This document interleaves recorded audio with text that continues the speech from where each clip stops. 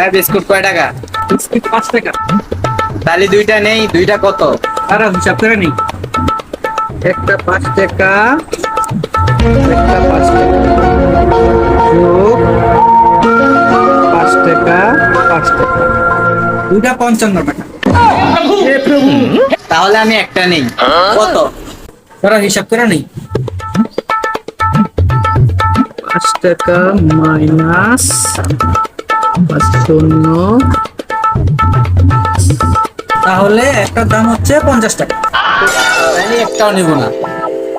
দাঁড়াও হিসাব করে নেই। 5 মাইনাস,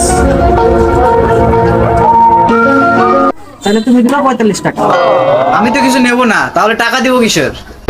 তুমি কিছু নেও আর না নাও, আমার হিসাব তো ঠিক আছে, টাকা দিয়ে যাও। আমার হিসাব ঠিক আছে বলে আমার এই দোকান এখনো টিকে আছে। আমি